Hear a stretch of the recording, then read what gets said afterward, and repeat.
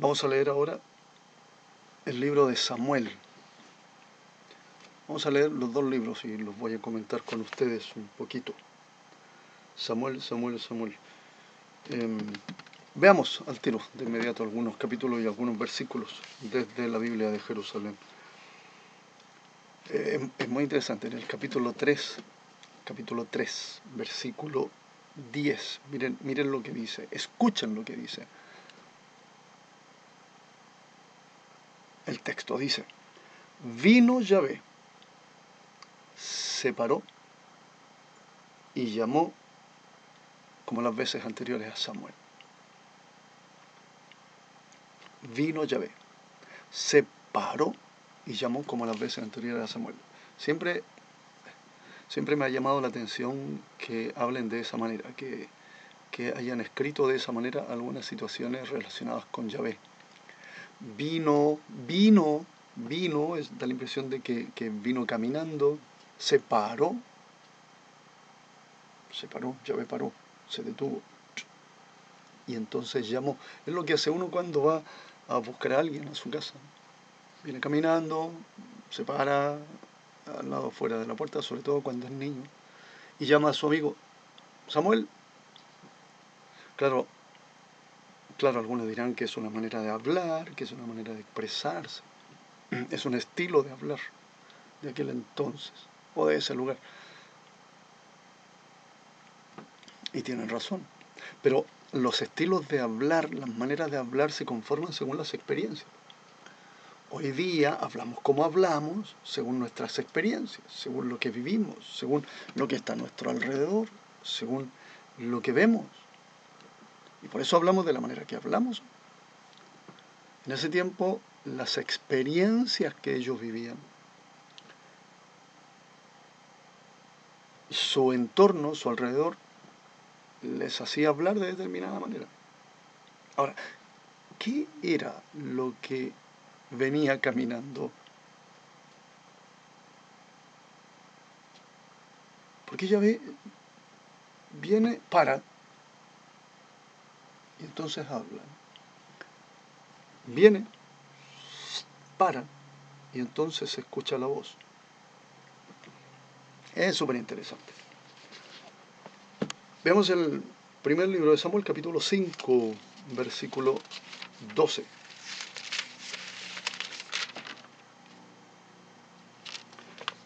Dice: los que no murieron fueron atacados de tumores, y los alaridos de angustia de la ciudad subieron hasta el cielo.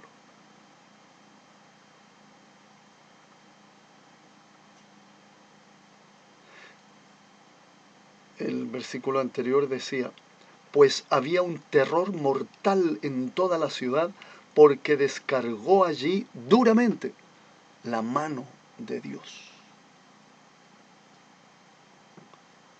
Los que no murieron fueron atacados de tumores, y los alaridos de angustia de la ciudad subieron hasta el cielo. Qué manera de parecerse a la plaga de este virus mortal que tuvimos hace algunos años aquí en el mundo, ¿no? Aunque podemos estar seguros de que esta plaga mortal que nos azotó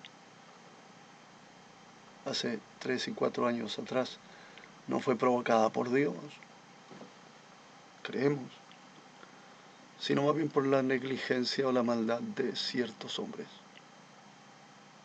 Ahora, claro, uno se pregunta, ¿es que a Dios se le escapan determinadas situaciones que ocurren en el mundo? ¿No gobierna Dios el mundo?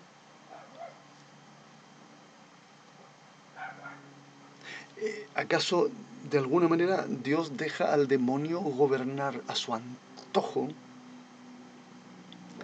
como para llegar a causar tanto dolor humano?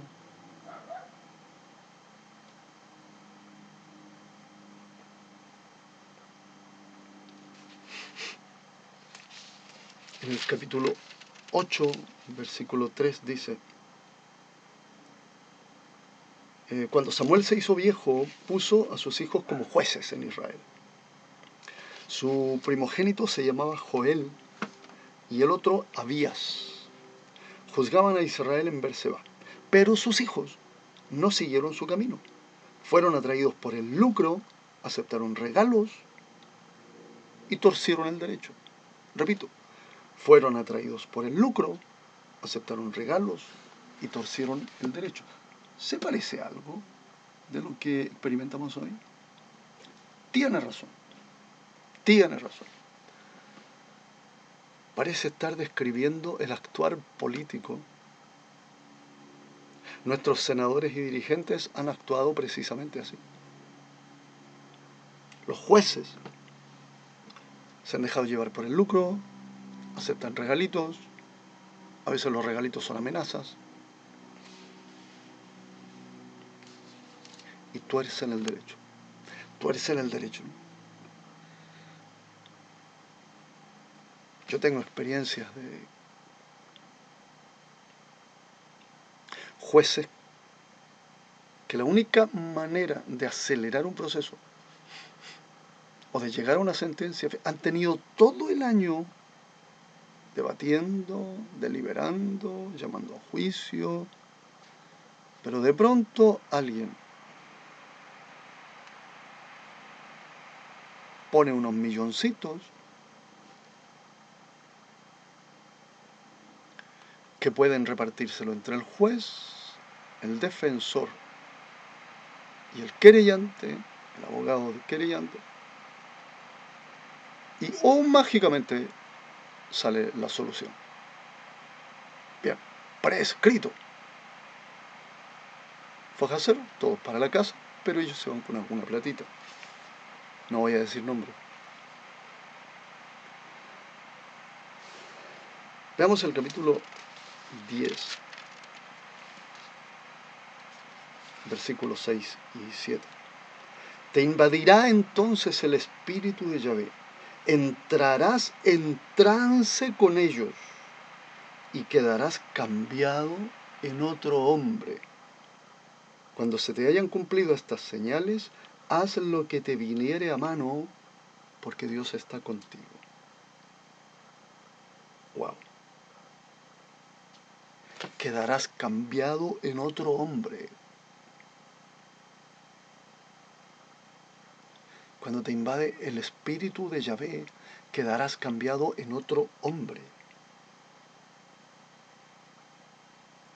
Y puedes hacer lo que te viniera en mano, lo que te viniera en gana, porque Dios está contigo. Cuando el Espíritu de Dios está en el hombre cambia su personalidad. Es otro. Cambia su carácter, se siente más seguro, más confiado, y debe permanecer en este convencimiento, con esta seguridad, como una especie de reprogramación mental. Reprogramación espiritual y hasta física. Debe controlar sus pensamientos y sentimientos y aceptar aquellos que identifique como pensamientos de Dios y negarse a aquellos que signifiquen un mínimo de negación del Espíritu divino. Cuando el Espíritu de Dios está en uno tiene la autoridad para hacer lo que le viniere en mano, lo que le viniere en gana. Miren, lo que le viniere en gana. Antes Dios en muchas y múltiples oportunidades dice, ya ve, elige el bien, elige el bien, elige el bien. Es decir, teniendo el espíritu de Yahvé, el hombre se transforma, podría hacer lo que le viniera en gana. Elige el bien. Haz el bien.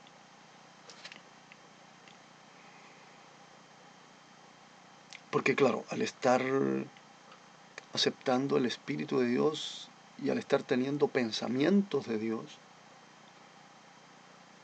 no puede provenir de eso pensamientos malos, pensamientos negativos, pensamientos perversos. Es el reproche que le hace Yahvé a Saúl más adelante referente a sus dudas, sus inseguridades. En fin, el encuentro con el Espíritu de Yahvé, que aquí lo hablan como entrarás en trance y quedarás cambiado en otro hombre, ese encuentro con Yahvé, el encuentro con Jesús, cambia la vida.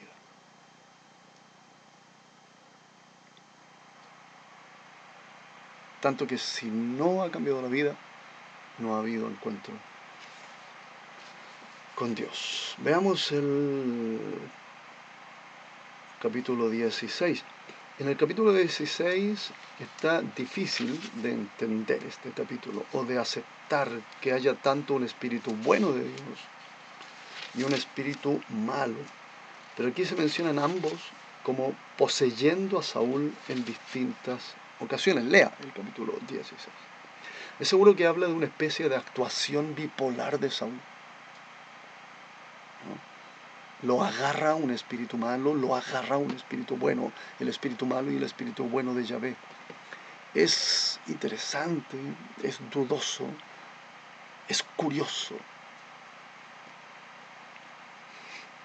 Quizás duda Saúl y se deja llevar por emociones y sentimientos que no son de Dios, según lo que decíamos hace un ratito. Cuando el hombre se encuentra con Yahvé, cambia la vida y por lo tanto cambian sus pensamientos, pero tiene que estar constantemente aceptando y viviendo su cambio de vida, su cambio de ser.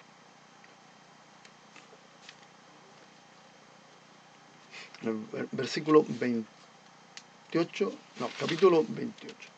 Capítulo 28. Lo que ocurre en este capítulo 28 es extrañísimo.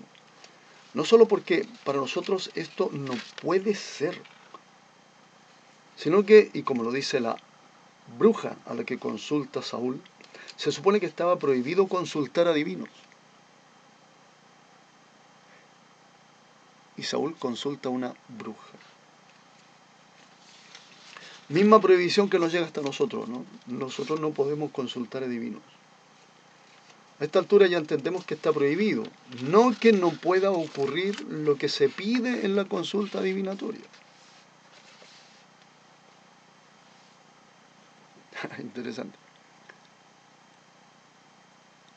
La adivina, el adivino, en la consulta adivinatoria nos puede ocurrir que lo que diga esta adivina capaz que se cumpla, ¿no? Pero nosotros, los creyentes, los seguidores de Yahvé, los seguidores de Jesús, no podemos, se nos tiene prohibido consultar adivinos, consultar el futuro o cualquier cosa que se relacione con la adivinación. Esta anécdota de Saúl con la medium deja claro, aunque sea o no sea histórico este suceso, pero la enseñanza por lo menos sí lo es, deja claro que situaciones como las que se relatan aquí ocurren. Ha sido invocado un muerto y el muerto aparece y nada menos que el profeta Samuel. O sea, si nos metiéramos a fondo en la práctica espiritual, viviríamos probablemente una serie de hechos que nos permitirían conectarnos con el otro lado del túnel de gusano, hablando en jerga más o menos actual, ¿no? Si nos metemos de lleno en la práctica espiritual prohibida, probablemente estaríamos conectando con el más allá. Y eso no está bien, se nos prohíbe. Quizá por qué razón. Más adelante Jesús va a decir, porque los que están aquí no pueden pasar para allá. Y los que están allá no pueden venir para acá. Es decir, si eso ocurriera, estamos alterando una situación espiritual, cósmica, universal, que puede ser muy peligrosa. Estamos alterando un ritmo cósmico, ¿no?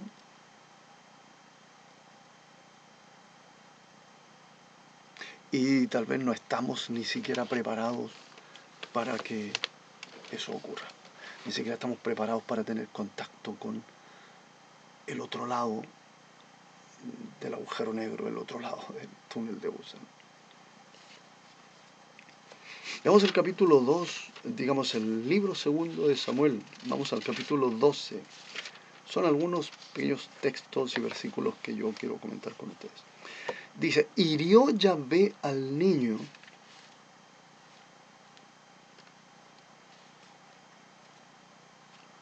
que había engendrado a David, la mujer de Urías, y enfermó gravemente. Hirió Yahvé al niño y enfermó gravemente. David suplicó a Dios por el niño. Hizo David un ayuno riguroso y entrando en casa pasaba la noche acostado en tierra.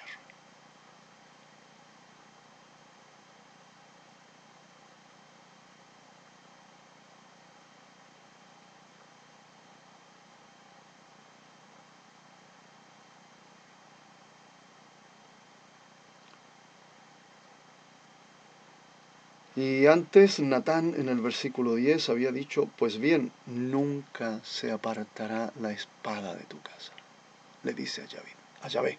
No, Natán le dice a David, nunca se apartará la espada de tu casa.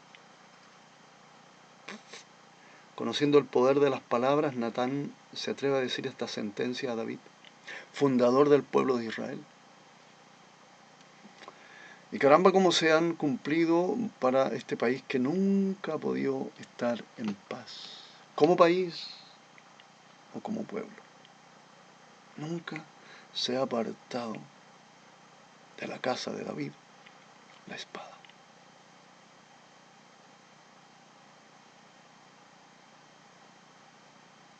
Y luego ocurre que Yahvé hiere al hijo de David.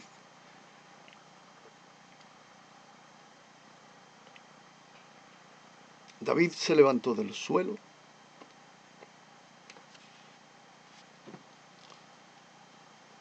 se ungió y se cambió de vestidos.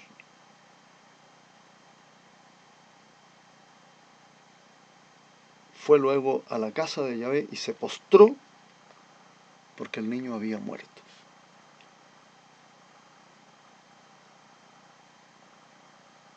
Mientras el niño vivía, dice David, ayuné y lloré, pues me decía, ¿quién sabe si Yahvé tendrá compasión de mí y el niño vivirá? Pero ahora que ha muerto, ¿por qué he de ayunar? ¿Podré hacer que vuelva?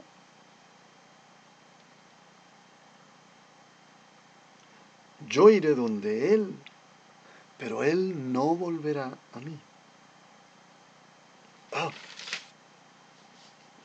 Este versículo muestra que David desconoce la posibilidad de invocar a los muertos, como comentábamos hace un rato. Es cierto que David pretende hacer volver, resucitar, volver a la vida a su hijo, y no solo hacerlo aparecer muerto, pero ni siquiera intenta que vuelva por un rato. O David desconoce que se puede hacer, o no sabe que es posible, pero es respetuoso de la ley, a diferencia de Saúl, que había hecho otra cosa. O bien, el episodio de Saúl no es históricamente cierto.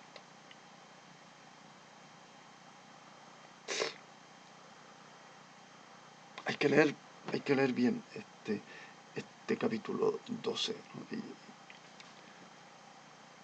Sobre esta invocación a los muertos, pero es interesante. David ni siquiera quiere invocar al niño para que aparezca. Lo tiene claro, él no lo va a hacer. La misma 2 Samuel, pasemos al capítulo 21 para comentar un poquito lo que dice acá. Capítulo 21, versículo 9. Y los puso en manos de los gabaonitas, que los despeñaron en el monte ante Yahvé. Cayeron los 7 a la vez. Fueron muertos en los primeros días de la cosecha, al comienzo de la siega de la cebada.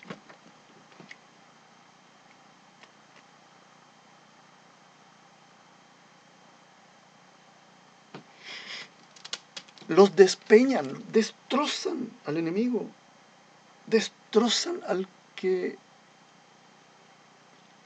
hace el mal. Es decir, la severidad es terrible. tomó el rey a los 2 hijos que Rispa, hija de Allá, había dado a Saúl.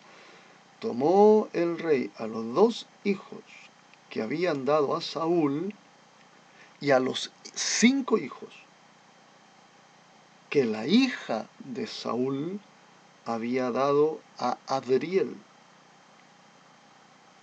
Tomó el rey a esas 7 personas y los puso en manos de los gabaonitas, que los despeñaron en el monte ante Yahvé, los tiraron precipicio abajo, los despeñaron. Los 7 cayeron y fueron muertos. Ambos versículos son incomprensibles hoy desde el punto de vista de la moral. Dios, Yahvé, se solaza, parece solazarse en el sacrificio humano. O los hechores, acostumbrados a ver dioses a quienes se sacrifica humanos, creen que Yahvé exige lo mismo, y el escritor asume esa cultura.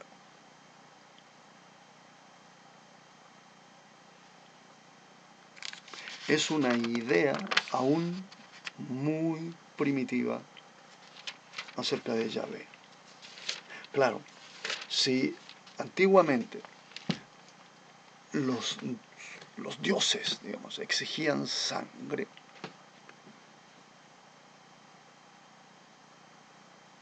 y esa costumbre está muy arraigada, entonces los que vienen conociendo a Yahvé recién creen que Yahvé también exige sangre, ¿no? Exige sangre humana, ¿no?